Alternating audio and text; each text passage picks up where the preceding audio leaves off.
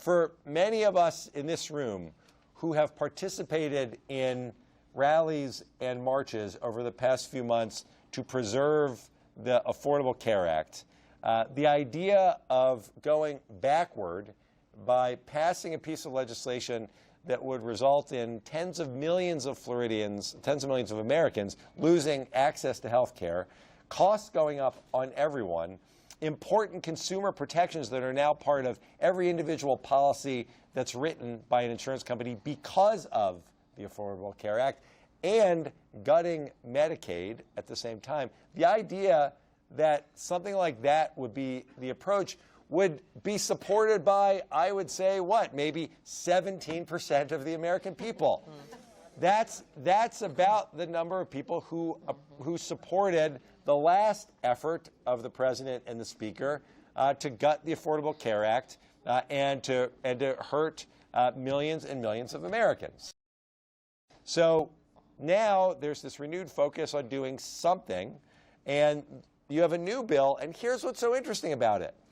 It seems to acknowledge that all of the things that we were so concerned about in the last failed effort, keeping kids on your parents' policies, making sure that pre-existing conditions can't be used as a way to prevent you from getting access to insurance. Not doing away with essential health benefits would be problematic. People want to know that the policy that they're getting insures them for maternity care, pediatric care, and emergency room care, just to name a few. The last bill would have gotten rid of that.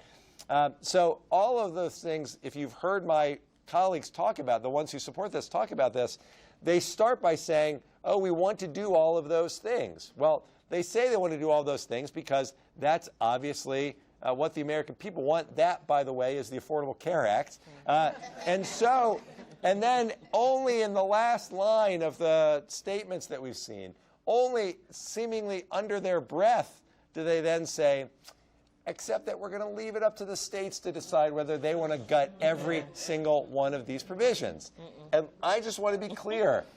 Those of us who live in Florida know, we know what happens when you leave it up to the state to make important decisions about health care. In Florida, we unfortunately are operating at the whim of a governor who has decided, despite the protests of not just all of us, but the business community and the hospitals and health care providers, has decided that he has refused to expand Medicaid, thereby costing close to 1 million Floridians access to health care. I am not prepared to leave it up to Governor Scott to determine whether we have access to health care in